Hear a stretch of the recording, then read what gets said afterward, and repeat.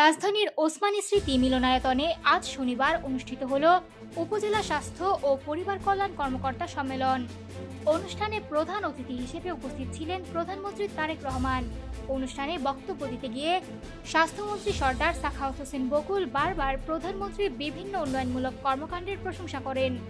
এক পর্যায়ে তার এই অতিরিক্ত প্রশংসা শুনে প্রধানমন্ত্রী তারেক রহমান মজার ছলে বলেন, মুহূর্তেই পুরো মিলনায়তনে হাস্যরসের পরিবেশ তৈরি হয় এবং উপস্থিত সবাই করতালিতে ফেটে পড়েন।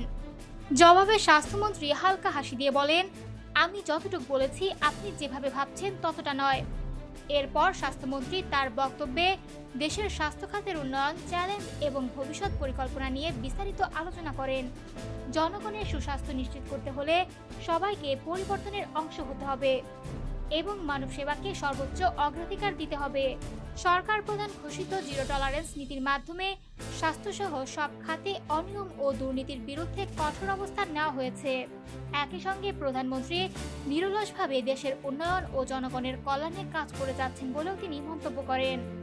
মন্ত্রী বলেন, প্রধানমন্ত্রীর লক্ষ্য হল গ্রাম পর্যায়ের চিকিৎসক ও স্বাস্থ্য কর্মকর্তাদের সঙ্গে সরাসরি যোগাযোগ বৃদ্ধি করা, যাতে তাদের অভিজ্ঞতা ও মতামত স্বাস্থ্য ব্যবস্থাকে আরও শক্তিশালী করতে সাহায্য করে। তিনি আরও বলেন, দেশের প্রতিটি মানুষের জন্য মানসম্মত স্বাস্থ্যসেবা নিশ্চিত করতে হলে মাঠ পর্যায়ের চিকিৎসকদের ভূমিকা অত্যন্ত গুরুত্বপূর্ণ। তাই তাদের কাজের পরিবেশ উন্নয়ন ও সমন্বয় বৃদ্ধিকে সরকার অগ্রাধিকার দিচ্ছে। সবশেষে তিনি সবাইকে আহ্বান জানান, প্রধানমন্ত্রীর হাতকে শক্তিশালী করতে ঐক্যবদ্ধভাবে কাজ করার এবং জনগণের সেবায় নিজেদের নিয়োজিত রাখার জন্য।